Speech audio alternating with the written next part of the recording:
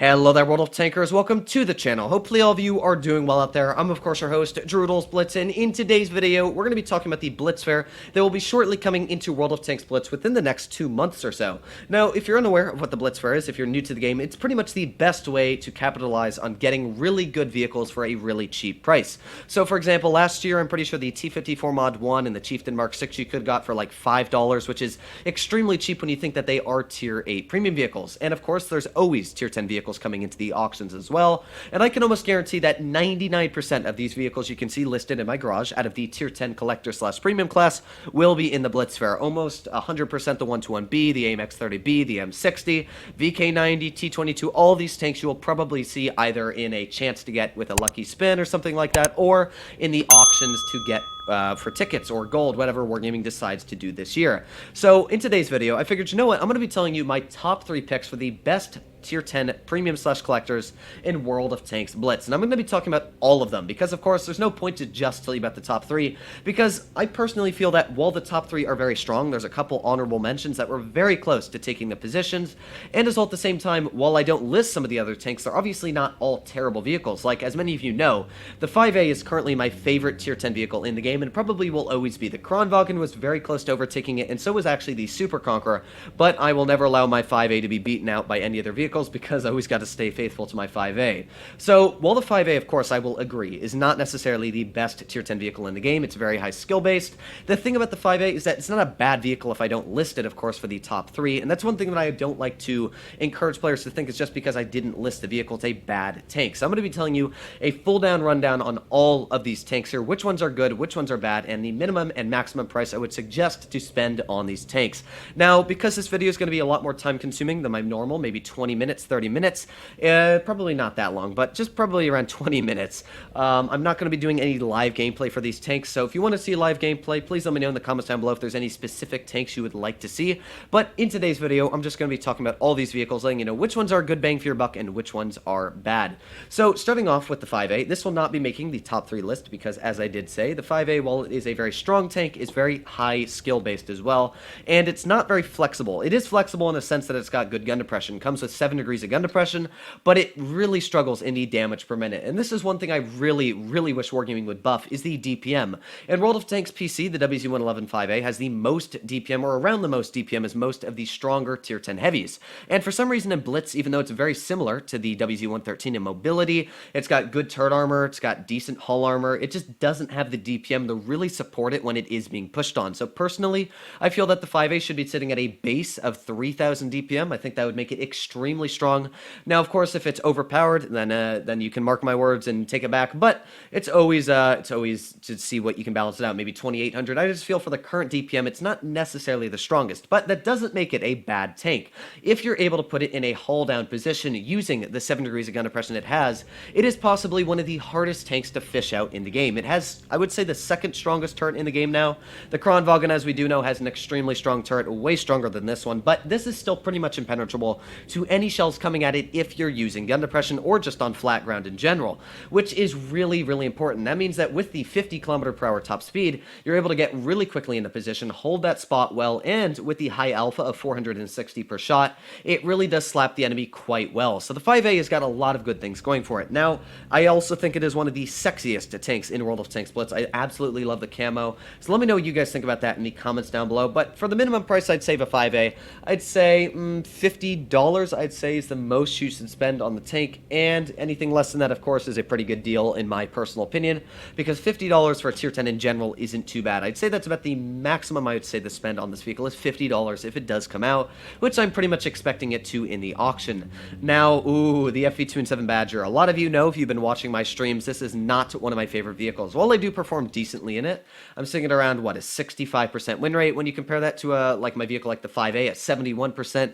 it's definitely a very large difference on win rate there. So what is good about the Badger and what is bad? Well, the Badger is great on the frontal armor. In fact, hull down, it is one of the strongest tanks in the game, right up there with the Kronvogan. It's got almost impenetrable armor to Tier 9 vehicles. Actually, Tier 9s literally can't pen it at all, and hull down against Tier 10s, only a select few like the IS-4 running calibrated, the tank destroyers, and other vehicles like that can cut through your armor. So it's very strong on that. Not only does it have good frontal armor, it's also got a very solid gun. Fantastic standard pen at 280, The premium at 370 is very nice as well. One weird thing is, even though it's British, it doesn't get Hesh, and as well gets terrible HE damage, only 550, but it has fantastic damage per minute at 4,000 or 3,450. Imagine if it had 4,000. I wish, because that would make it so strong. But the Badger falls apart with, first of all, the dispersion on move. The dispersion is 0.299, which looks fantastic. In fact, when I wanted to get this vehicle, I thought he was going to be this really accurate tank, kind of like the Tortoise, where the Tortoise really doesn't miss its shots. But this on-movement dispersion is terrible, and it makes you miss a lot of shells that you really wouldn't expect.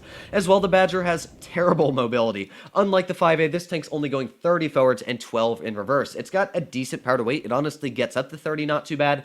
But the biggest issue is the hull traverse rate at only 29 degrees a second. That means that every single brother and their mother could honestly jog around the tank before it turns quick enough to get you. So, big issues with the mobility on this tank, and it's got really weak tracks as well. Side armor's terrible. The rear is only 30 millimeters or something like that. Yeah, 38 on the rear.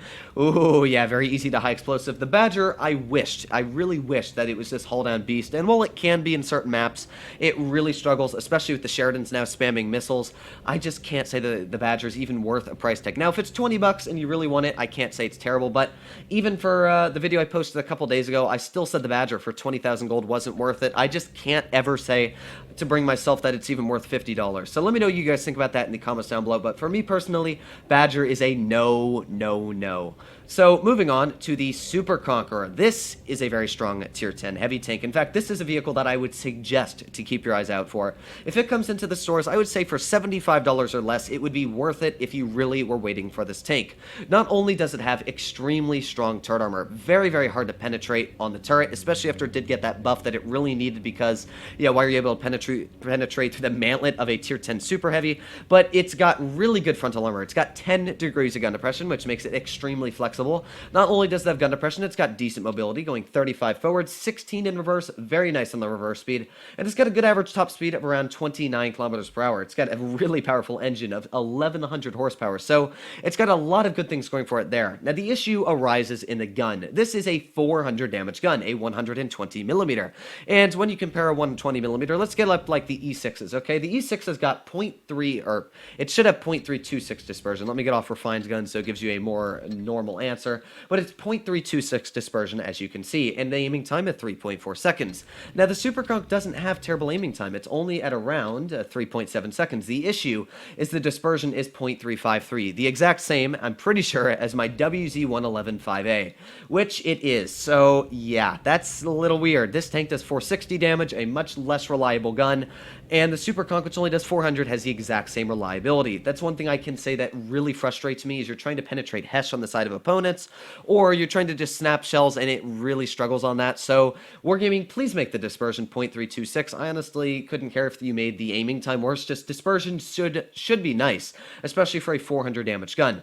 But good things about the Super Conch, as I said, is it's got great armor, and one little nasty trick about the Super Conch a lot of people don't know is, as you can see, that frontal plate there has a little bit of plate sticking above the added on armor. It's literally just a Conqueror with more armor added onto the upper plate. Now, that upper plate's armor, because it's added on like that, is actually called Reactive Armor, and what that means is heat shells cannot penetrate through that. So if you're using gun depression, or even if you're just face hugging, an IS-4 with premium shells has a harder chance of penning you than actually any premiums from APCR, which is great. That means that not only do Sheridans really struggle to penetrate this thing because it's filled with spaced armor everywhere, but that means that the excessive heat spam from tier 10 heavies like the Kronvogan, the IS-4, is negated on the Super Conqueror. Now, I won't list this as the top 3, but I would put this in a top 5 if I could, because I absolutely love the Super Conqueror in almost every single statistic. It is also one of my top performing heavies currently, a 73% win rate with 3,150 average damage. I absolutely love this vehicle. As I said, about $50 to, I would say, $75 is worth it for this vehicle, and if it's anything less than that, 100% worth it to get in your garage. It's just such a nice looking tank, and it performs so well. Now, up next, we can move on to the T95 E6. Now, this vehicle, it's iffy. The issue with the E6 is it's just a worse Mark 6. Like, it's mobile. It's got exactly fantastic mobility. I would say that this is the most mobile tier 10 heavy in the game. I would say it's right up there with the 5A, because while it doesn't have the top speed of 50, it has a power to weight ratio of 21.5. Now, the 5A is not slow by any means, but comparing that power to weight ratio, you'll see the 5A is not even close at 17.5. So yeah, the T95 E6 E6 is light. It's very quick on getting into position, which is great. Also has 10 degrees of gun depression, extremely flexible. It's got decent damage per minute at 2651, and that's one thing I left out about the Super Conquerors as well. It has good DPM at 2651, so it's got the same as like an E5. But not only is the DPM very solid on the E6, it's got fantastic heat pen, which is at 374, which will cut through every single bit of armor you're aiming at, even a mouse's upper plate. So, don't mess with it there. It's got decent aiming time at 3.4, dispersion at 0.326, not too bad. The issue arises on the armor. First of all, the upper plate. Well, yes, using gun depression, it's very troll. Just aiming down on it, you can easily pen almost every shell. The side armor is almost none. In fact, it has only 76 millimeters of side armor, which means that very easily a lot of HE shells will be going right through the side. An example is like the VK90 with 72 millimeters is almost able to get right through the side armor. So very weak side armor. The side of the turret as well is only like 30 millimeters at the back. And the biggest issue, as you can see, is the cupola. If Wargaming removed the cupola, I would say it's better than a Mark 6, and in fact, I'd say it's almost better than an E5. But because they won't remove that cupola, I can't say that it's a great vehicle. It's decent. I don't mind playing it. I think it's actually a very fun tank to play, very engaging. It's always in battle. It's very flexible. But because of that cupola, I just can't put it in my top 5 or even not even a top 5. Not even a top 5 list, but it is a very solid tank at that. So what else do we have? Well, we got the AMX-30B. Now, this is a tank that I like. In fact, I love it. It's one of my favorite tier 10 mediums in the game because it's so mobile. As you guys know, I love mobile tanks. It's very fun to just zip around the map, and going 65 kilometers per hour is so fast. You're the same speed as a Leopard. Not only do you go 65 forwards, but 23 in reverse, and it's got a fantastic power to weight of 22.7. So you're able to get across the map very, very easily. It's also got decent dispersion at 0.308. It's got good damage per minute at 2,800. Now, it's not fantastic DPM. That is one of the biggest issues. It's good against heavies, and that's how I kind of play it, is I bully heavies. But the issue is, yeah, against medium tanks, it struggles. And STB1 not only has a stronger turret, the main advantage of this vehicle over a Leopard, of course, is the turret armor. While it does have that cupola, it's just so much more reliable. Using gun depression, it bounces, I'd say 60 to 80% of the shells fired at the turret, which is great. That means even tier 10 shells from 183s will just bounce right on that mantlet because it's about 600 millimeters thick. Fantastic. But on the issues, it has no side armor. It's got no frontal armor either. If you're using gun depression, yeah, it's thick. It bounces a lot of shells, but it's really, really tricky, very situational. The DPM isn't fantastic, and it's just been left behind with the times. I personally feel that if Wargaming wanted to make this really deadly, this should just make the damage per minute about 3,000 base, and it would be really, really solid in the current matchmaker, or remove the cupola. Either would work, but let me know what you guys think about that in the comments down below. I would say that this vehicle is worth maybe about $50 or less. I'd say $50 is the minimum price. The issue is just not a great vehicle, especially for a beginner, but at the same time, I personally love it. So I'd say about $50 or less, and it'd be worth the price. And I forgot to say the E6, I would say about $25 or less, because the E6 always comes into the stores for about 15,000 gold. And how much money is 15,000 gold? We can take a look real quick. Gold, yeah, so 15,000 gold is about $50. So honestly, the E6 should be about $25 in the Blitz fair, and I'd say it's worth the price. So what do we have next? We have M60. M60 is good and as well a little bit situational. It of course carries, again, 10 degrees of gun depression. Kind of crazy that almost all these vehicles carry 10 degrees on some areas, but the M60 has 10 degrees, which is one more than the Patton, its closest counterpart. It's got good alpha at 350, as well as it's got a more accurate gun than the Patton at 0.317 dispersion. It's got great aiming time at 2.7 seconds. It's actually fantastic. And this gun really never misses. It's one of the big things that I hate about the Patton is the aiming time. This gun is fantastic. It's got good damage per minute, especially for how old this vehicle is, never being changed. It still really does hold a strong effort on the battlefield because of that really solid turret armor, good base damage per minute of 3,012. The M60 is extremely strong. And one thing I can say about the M60 that is really, really nice is the fact that a vehicle like the Patton, as you can see, the issue is it's got a rounded hull. And while the rounded part in the upper plate is really nice for bouncing shells, the lower plate is very easy to penetrate. The M60's got two really sharp, jagged, just cuts angles, so it's able to bounce a lot more shells effectively on the upper plate because, of course, AP ricochets at a 72 millimeter angle, and as well, or 72 degree angle, and that's the same for the lower plate. So when you're using gun depression, this upper plate is way more effective than the Pattons, and as well, you can see the Patton does have way worse dispersion at 0.326, and as well, worse aiming time. So M60 will always win that duel, at least in my personal opinion. It is a fantastic vehicle. I'd say minimum price is about maybe $60, $50 to get this tank. So now we're moving on to the the higher end of vehicles, the ones I've left out, the Chieftain Mark 6, the T22 Medium, the VK90, and the 121B. Now, the 121B I'll put as an honorable mention. I would put this on par with maybe like the T22 Medium, and the reason for that being, you may be like, why are you ranking both these vehicles similar? Well, the thing is that a lot of people undermine the 121B.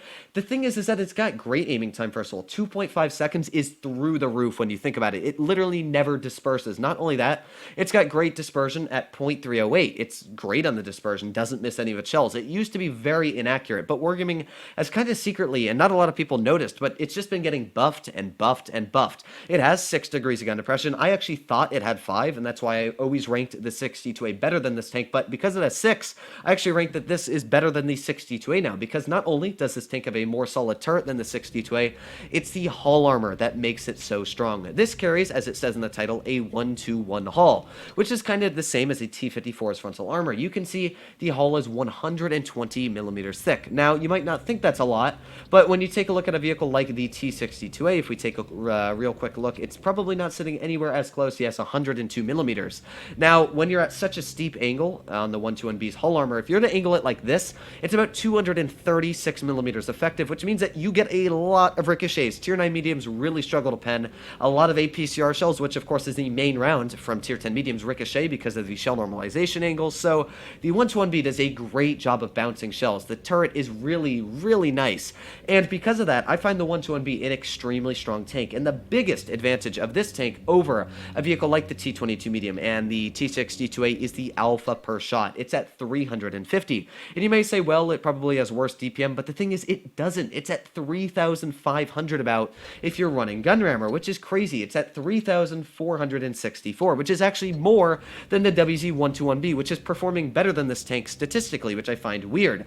But the WZ121B, I personally love. I've said personally a lot, but I just find it one of the best Tier 10 mediums currently tier for tier in the game. It's undermined by a lot of people, but keep your eyes out. And I would say that since a lot of people don't buy it, you could probably get your hands on this tank for about $50 or less. 100% worth the price tag for $50. So keep your eyes, especially for the wonderful camo on this vehicle. And I always left out the 5A's beautiful camo. I will always say 5A, in my opinion, is the nicest looking tank in World of Tanks Blitz, alongside with the 34-3 and the 121B.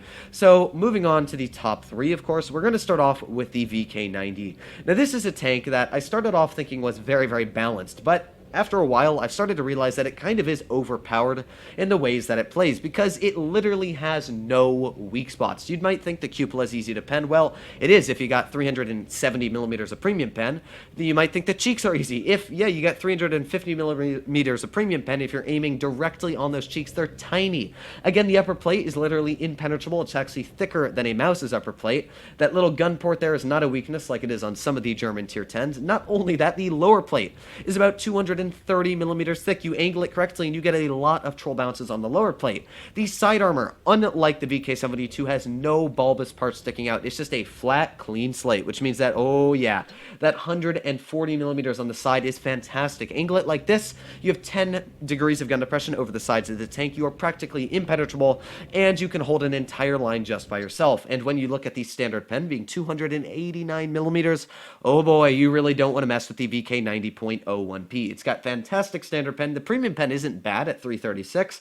The HE pen as well at 72 millimeters, dealing 600 average, is great. It's honestly got a lot of good things going for it. Dispersion at 0.339 isn't terrible for 460 damage, and even the aiming time isn't too bad. The VK90 is a fantastic tier 10. The only issue, of course, is that it has no spaced armor on the side, so it's very easy to hesh pen if you are running an FE4202 or a vehicle like the FE25 B183, but the chances of running into those tanks, at least fully side on, is very rare. I absolutely love the VK, and I would always suggest to keep your eyes out for this vehicle. I would say a price tag of $70 or less, and it would be worth it for this tank just because of how solid it is. It's a very, very nice vehicle. So up next, we have the T22 Medium. Now, the reason the T22 Medium is not in the #1 slot is because of how much money it costs. It is a ludicrously expensive tank. While all of these other vehicles usually don't come out for a extremely expensive price tag, and in fact, I can't say any of these other than maybe the Super Conk because it's new, T22 will be coming out in crates, I still have a feeling that the T22 will not be sold in the auction, which is quite depressing when you think about it. Been in the game for almost 3 years now, and Wargaming still has to put it in crates or whatever, the spinny thing, just because of how many people want it and how overpowered it is. But the T22 Medium is an extremely OP tank. Not extremely, but it is OP. It's actually gotten worse and worse over the years. It's sitting at around a 58% average win rate. About a year ago, it was at 60%, so it's dropped 2 whole percents. That's a big number, and the reason for that being is, first of all, the heavy tank hit point buffs, and as well, the medium tanks now are just so much stronger. We started off with the E50M getting buffed, then the 62A, then the STB1, then the WZ121. The 121B got a bunch of buffs. Pretty much every single tier 10 medium has had some sort of buff other than like the 140 and the Patton over the past years, at least on the tech tree, which of course makes this tank a little bit less relevant, at least in the OP factor, but it still is an extremely strong tank because, first of all, it's got 3,219 base DPM, and if you put on gun rammer, it's going to be 3,461. Pretty dang deadly, about the same as the WZ121B. Not only does it have extremely strong DPM, it's got good dispersion at 0.312, great aiming time at 3.3 seconds.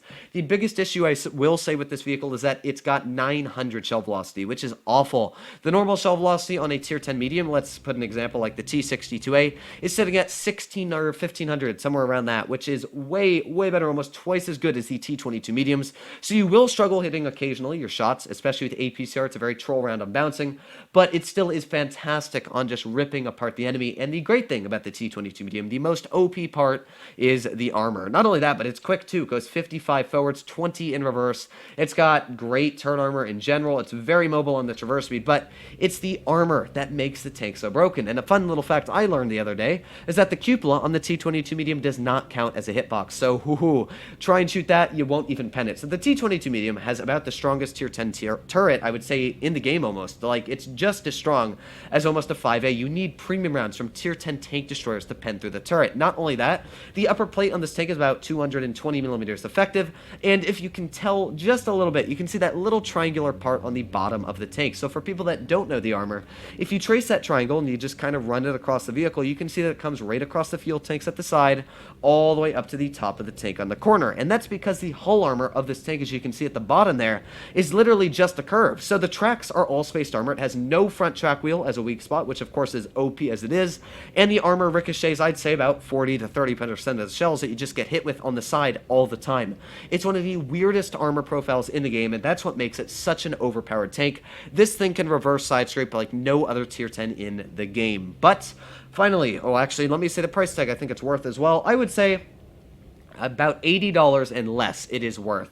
I wouldn't say anything more than 80. If you wanted to get it for 100, I wouldn't blame you, but $80 if it came out in the auction, I'd say $80 to $60 is a good price you could get on the tank if it does come out, which hopefully it would on the auction, because the T22 is such a nice looking vehicle and as well playing vehicle at the same time.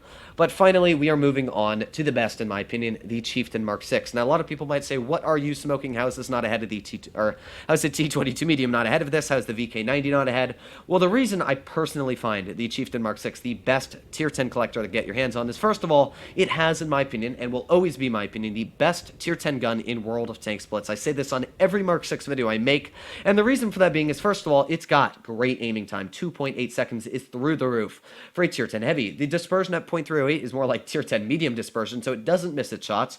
400 damage per shot. It's got fantastic shell velocity. It fires 2 APC rounds for standard and premium, and it's got about 1,500 feet per second or meters per second, whatever the shell velocity value is. It doesn't miss whatsoever because it's so accurate. The shell velocity is laser eye, dead eye. It's just amazing how accurate this gun is. You just aim, boop, fire, and it hits. And that's why I love the Mark 6 so much. You can't knock accuracy. That's one thing that will always be strong. Not only that, but DPM on this tank is through the roof as well. 2,800. It's actually 2,900.